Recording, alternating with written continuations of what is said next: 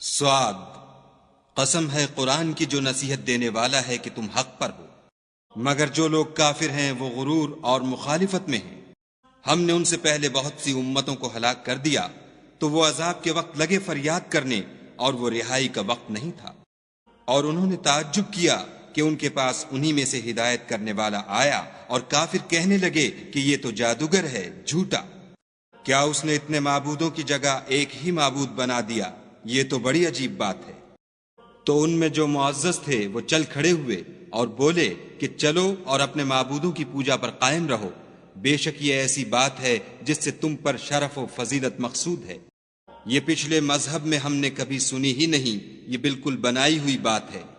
کیا ہم سب میں سے اسی پر نصیحت کی کتاب اتری ہے؟ نہیں، بلکہ یہ میری نصیحت کی کتاب سے شک میں ہیں، بلکہ انہوں نے ابھی میرے عذاب کا مزہ نہیں چکھا۔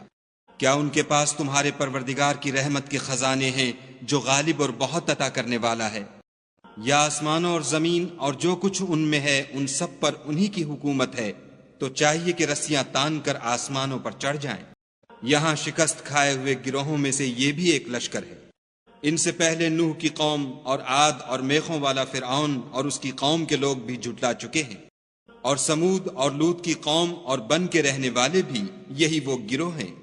ان سب نے پیغمبروں کو جھٹلایا تو میرا عذاب ان پر واقع ہوا، اور یہ لوگ تو صرف ایک زور کی آواز کا جس میں شروع ہوئے پیچھے کچھ وقفہ نہیں ہوگا انتظار کرتے ہیں، اور کہتے ہیں کہ اے ہمارے پروردگار ہم کو ہمارا حصہ حساب کے دن سے پہلے ہی دے دے۔ اے پیغمبر صلی اللہ علیہ وآلہ وسلم، یہ جو کچھ کہتے ہیں اس پر صبر کرو، اور ہمارے بندے داؤد کو یاد کرو جو صاحب قوت تھے، اور بے شک وہ رجوع کرنے والے تھے۔ ہم نے پہاڑوں کو ان کے زیر فرمان کر دیا تھا کہ صبح و شام ان کے ساتھ خدائے پاک کا ذکر کرتے تھے، اور پرندوں کو بھی کہ جمع رہتے تھے، سب ان کے فرما بردار تھے۔ اور ہم نے ان کی بادشاہی کو مستحکم کیا اور ان کو حکمت عطا فرمائی اور خصومت کی بات کا فیصلہ سکھایا۔ بھلا تمہارے پاس ان جھگڑنے والوں کی بھی خبر آئی ہے جب وہ دیوار پھاند کر اندر داخل ہوئے؟ جس وقت وہ داؤد کے پاس آئے تو وہ ان سے گھبرا گئے۔ انہوں نے کہا کہ خوف نہ کیجیے، ہم دونوں کا ایک مقدمہ ہے کہ ہم میں سے ایک نے دوسرے پر زیادتی کی ہے، تو آپ ہم میں انصاف سے فیصلہ کر دیجیے اور بے انصافی نہ کیجیے گا، اور ہم کو سیدھا رستہ دکھا دیجیے۔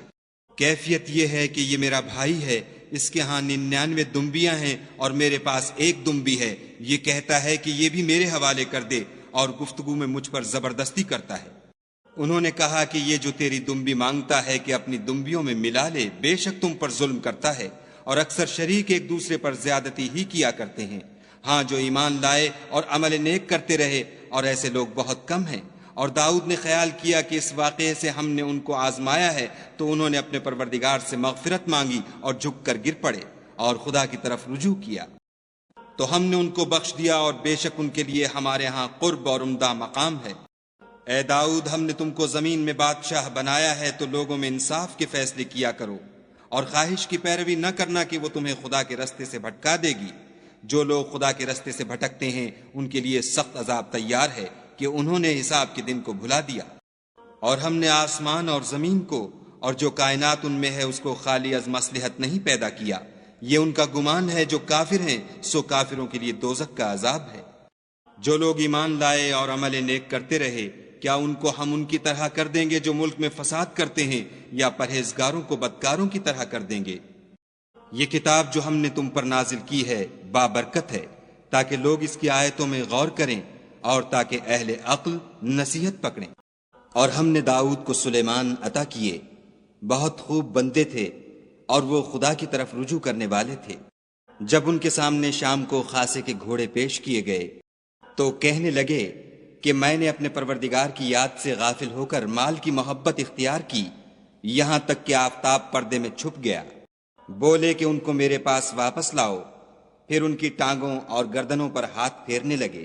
اور ہم نے سلیمان کی آزمائش کی اور ان کے تخت پر ایک دھڑ ڈال دیا، پھر انہوں نے خدا کی طرف رجوع کیا اور دعا کی کہ اے پروردگار مجھے مغفرت کر، اور مجھ کو ایسی بادشاہی عطا کر کہ میرے بعد کسی کو شایع نہ ہو، بے شک تو بڑا عطا فرمانے والا ہے۔ پھر ہم نے ہوا کو ان کے زیر فرمان کر دیا کہ جہاں وہ پہنچنا چاہتے ان کے حکم سے نرم نرم چلنے لگتی، اور دیووں کو بھی ان کے زیر فرمان کیا۔ یہ سب عمارتیں بنانے والے اور غوطہ مارنے والے تھے، اور اوروں کو بھی جو زنجیروں میں جکڑے ہوئے تھے۔ ہم نے کہا یہ ہماری بخشش ہے، چاہو تو احسان کرو یا چاہو تو رکھ چھوڑو، تم سے کچھ حساب نہیں ہے، اور بے شک ان کے لیے ہمارے ہاں قرب اور عمدہ مقام ہے۔ اور ہمارے بندے ایوب کو یاد کرو جب انہوں نے اپنے رب کو پکارا کہ بار الہ، شیطان نے مجھ کو ایذا اور تکلیف دے رکھی ہے۔ ہم نے کہا کہ زمین پر لات مارو، دیکھو یہ چشمہ نکل آیا، نہانے کو ٹھنڈا اور پینے کو شیریں۔ اور ہم نے ان کو اہل و عیال اور ان کے ساتھ ان کے برابر اور بخشے، یہ ہماری طرف سے رحمت اور عقل والوں کے لیے نصیحت تھی۔ اور اپنے ہاتھ میں جھاڑو لو اور اس سے مارو اور قسم نہ توڑو، بے شک ہم نے ان کو ثابت قدم پایا، بہت خوب بندے تھے، بے شک وہ رجوع کرنے والے تھے۔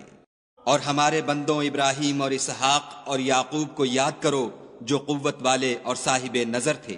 ہم نے ان کو ایک صفت خاص آخرت کے گھر کی یاد سے ممتاز کیا تھا، اور وہ ہمارے نزدیک منتخب اور نیک لوگوں میں سے تھے۔ اور اسماعیل اور الیسع اور ذوالکفل کو یاد کرو، وہ سب نیک لوگوں میں سے تھے۔ یہ نصیحت ہے اور پرہیزگاروں کے لیے تو عمدہ مقام ہے۔ ہمیشہ رہنے کے باغ جن کے دروازے ان کے لیے کھلے ہوں گے، ان میں تکیے لگائے بیٹھے ہوں گے، اور کھانے پینے کے لیے بہت سے میوے اور شراب منگاتے رہیں گے، اور ان کے پاس نیچی نگاہ رکھنے والی اور ہم عمر عورتیں ہوں گی۔ یہ وہ چیزیں ہیں جن کا حساب کے دن کے لیے تم سے وعدہ کیا جاتا تھا۔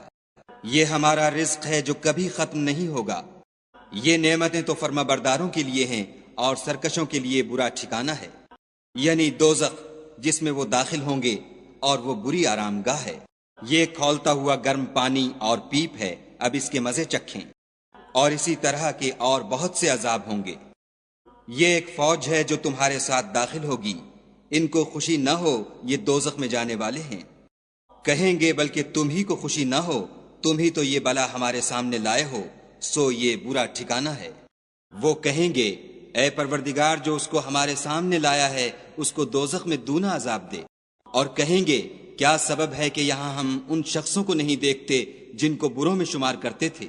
کیا ہم نے ان سے ٹھٹھا کیا ہے یا ہماری آنکھیں ان کی طرف سے پھر گئی ہیں؟ بے شک یہ اہل دوزخ کا جھگڑنا برحق ہے۔ کہہ دو کہ میں تو صرف ہدایت کرنے والا ہوں، اور خدائے یکتا اور غالب کے سوا کوئی معبود نہیں، جو آسمانوں اور زمین اور جو مخلوق ان میں ہے سب کا مالک ہے، غالب اور بخشنے والا۔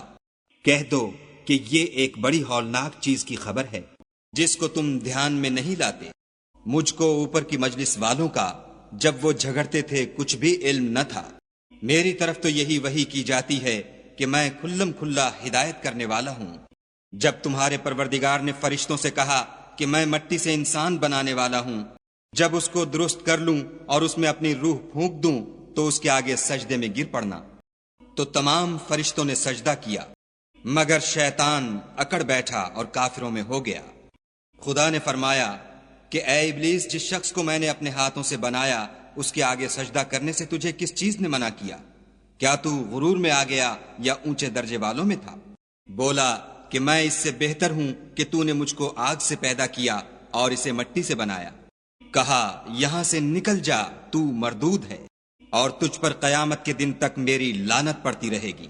کہنے لگا کہ میرے پروردگار مجھے اس روز تک کہ لوگ اٹھائے جائیں مہلت دے۔ کہا تجھ کو مہلت دی جاتی ہے اس روز تک جس کا وقت مقرر ہے۔ کہنے لگا کہ مجھے تیری عزت کی قسم میں ان سب کو بہکاتا رہوں گا سوا ان کے جو تیرے خالص بندے ہیں۔ کہا سچ ہے اور میں بھی سچ کہتا ہوں کہ میں تجھ سے اور جو ان میں سے تیری پیروی کریں گے سب سے جہنم کو بھر دوں گا۔ اے پیغمبر صلی اللہ علیہ وآلہ وسلم، کہہ دو کہ میں تم سے اس کا صلہ نہیں مانگتا اور نہ میں بناوٹ کرنے والوں میں ہوں۔ یہ قرآن تو اہل عالم کے لیے نصیحت ہے، اور تم کو اس کا حال ایک وقت کے بعد معلوم ہو جائے گا۔